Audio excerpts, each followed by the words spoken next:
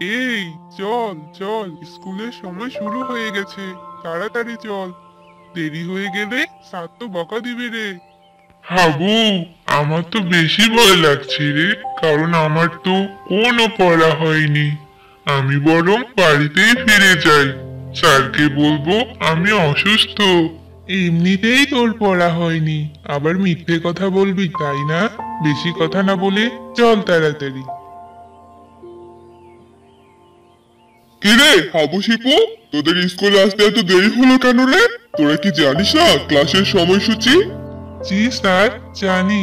আমরা আজকে আসার কোনো গাড়ি পাইনি স্যার, এজন্য আসতে অনেক দেরি হয়ে গেল। ঠিক আছে, যার যার ছিটে গিয়ে বস তোরা। তারপর হাবু আর শিপু তাদের সিটে গিয়ে বসে পড়লো। আর তখনই স্যার শিপুকে পড়া ধরলো, আর শিপু মনে মনে বলল, আমি জানতাম এই স্যারটা আমাকেই পড়া ধরবে, মানে আর কাউকে মনে হয় খুঁজে পায় না। এসে একটু শান্তি করে বসবো, সেটাও আর হলো না। কিরে তোকে কি বললাম শুনতে পাসনি? নাকি আজকেও তোর পড়া হয়নি? ও, বুঝেছি। আচ্ছা ঠিক আছে, আজকের জন্য তোকে ক্ষমা করে দিলাম। যাক বাবা, বাঁচা গেল। আজ সূর্যটা যে কোন দিকে উঠেছে, স্যারটা অনেক ভালো। কাল থেকে ভালো করে পড়ে আসবো। এভাবেই হাবু আর শিপু তাদের ক্লাস করতে লাগলো। ক্লাস শেষ করে তারা বাড়িতে যেতে লাগলো। তখনই তারা জঙ্গলের পাশ দিয়ে একটা চিকন রাস্তা দেখতে পেল। তখন হাবু বলল, কি রে শিপু, এই রাস্তা দিয়ে আবার কোথায় যেতে হয় রে? আগে তো এখানে কোনো রাস্তা দেখিনি। চল তো, আজকে এই রাস্তা দিয়ে বাড়িতে যাব। আরে কি বলছিস এসব? আমরা তো এই রাস্তা চিনি না, জানিও না। এই রাস্তাটা কোথায় গেছে? যদি আমরা হারিয়ে যাই তাহলে কি হবে বল? তুই কি পাগল হয়ে গেলি নাকি রে? এক রাস্তা না পেলে অন্য রাস্তা ঠিকই পেয়ে যাব। কথা না বাড়িয়ে চল তাড়াতাড়ি যাই এবার। তখনই সেই রাস্তা থেকে এক বৃদ্ধ লোকের কান্নার আওয়াজ ভেসে আসে। আর সেই কান্নার আওয়াজ শিপু ও হাবু দুজনেই শুনতে পায়। তুই কি কারো কান্নার আওয়াজ শুনতে পাচ্ছিস? হ্যাঁ, শুনতে পাচ্ছি। তাহলে চল সামনে গিয়ে দেখি কে এভাবে কান্না করছে। আমার অনেক ভয় করছে রে, যদি কোনো ভূত হয় তখন তো আমাদের খেয়ে ফেলবে। ধুর, কি বলছিস এসব? চল তো এবার। তারপর তারা সেই রাস্তা দিয়ে সামনে যেতে থাকে। আর তারা এক বৃদ্ধ লোককে দেখতে পায়। তখন হাবু সেই লোকটিকে জিজ্ঞেস করে, কি ব্যাপার দাদু, কি হয়েছে আপনার? এখানে বসে এভাবে কান্না করছেন কেন? আমার এক ছোট নাতনি ছিল বাবা, সে আমার সাথেই ছিল, আর তাকে এক রাক্ষস তুলে নিয়ে গেছে। তোমরা আমার নাতনিকে বাঁচাও, ও ছাড়া যে আমার কেউ নেই। আচ্ছা দাদু, আপনি কোনো চিন্তা করবেন না, আমরা আপনার নাতনিকে রাক্ষসের হাত থেকে বাঁচিয়ে নিয়ে আসবো। চল শিপু। এসব তুই কি বলছিস? ওখানে যাবি মানে ওই রাক্ষস তো আমাদেরকেও মেরে ফেলবে। তুই এত ভয় পাস কেন বলতো? একজন বিপদে পড়েছে আর তুই কি না এসব বলছিস? চল তো এবার। তারপর হাবু আর শিপু সেই রাস্তা দিয়ে যেতে থাকে। আর তারা যাওয়ার পর সেই বুড়ো লোক এক রাক্ষসে পরিণত হয় আর জোরে জোরে হাসতে থাকে। ছেলে দুটোকে অনেক বোকা বানালাম। অনেক দিন থেকে ভালো মন্দ খাওয়া হয় না, আজকে মন ভরে দুটো ছেলেকে খাওয়া যাবে। এবার এই রাস্তাটা বন্ধ করে দেই। তারপর সেই রাক্ষসটি সেই সবগুলো রাস্তা বন্ধ করে দিল। আর অন্যদিকে হাবু আর শিপু হাঁটতে হাঁটতে একটা ফাঁকা জায়গায় পৌঁছে গেল।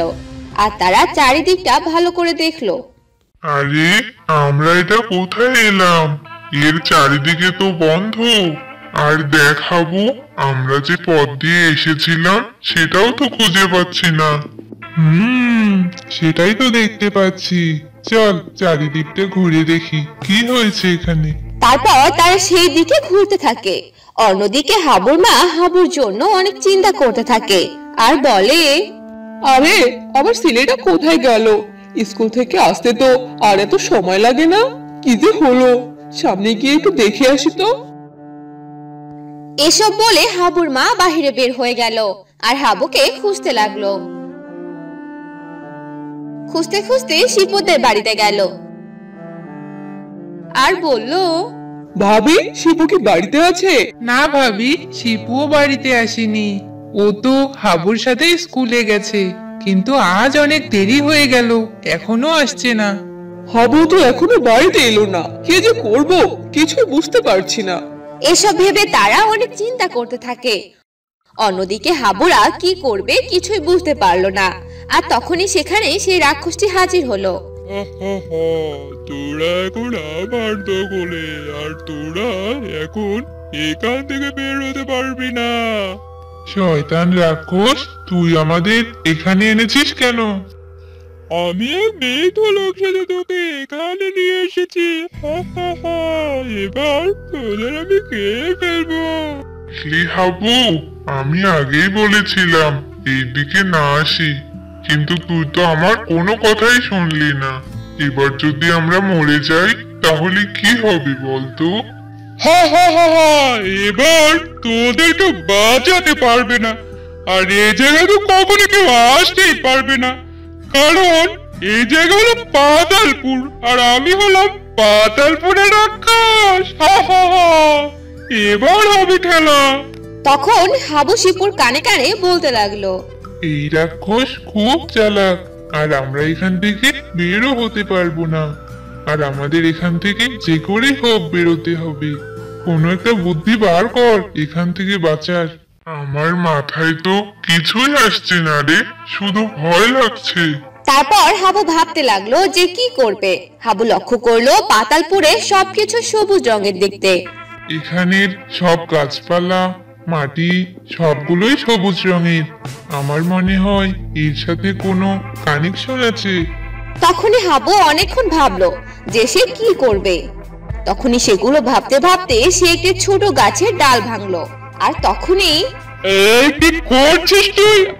আমার লাগছে তো, ছাড় ওটাকে। এই ডাল ভাঙতে রাক্ষসের ব্যথা লাগছে মানে এই তাহলে কানেকশন। তখনই হাবু শিপুকে ডাক দেয় আর সব কথা খুলে বলে। আর সেখানে একটি ছোট কাঁচি দেখতে পায়, আর সেটা দিয়ে সবগুলো গাছ কেটে ফেলে। আর রাক্ষসটি চিল্লাতে লাগলো, এই বাচ্চা কি করছিস এসব? ছাড় এগুলো। সবগুলো গাছ কেটে ফেলাতে সে রাক্ষস মারা গেল। অন্যদিকে সেখানকার সব গাছ হাওয়া হয়ে গেল, আর সেই গাছগুলো থেকে ছোট ছোট বাচ্চা বেরিয়ে এলো। তার মানে এই রাক্ষস এদের নিয়ে এসেছিল, আর এই সবকিছু ধ্বংস হওয়ার কারণে সবাই মুক্তি পেল। সেখানে থাকা সব বাচ্চাগুলো হাবু ও শিপুকে ধন্যবাদ দিল, আর সবাই একসাথে বাড়িতে পৌঁছে গেল। আর সেই পাতালপুরের রাক্ষস থেকে সবাই মুক্তি পেল, আর জায়গা অনেক সুন্দর হয়ে গেল।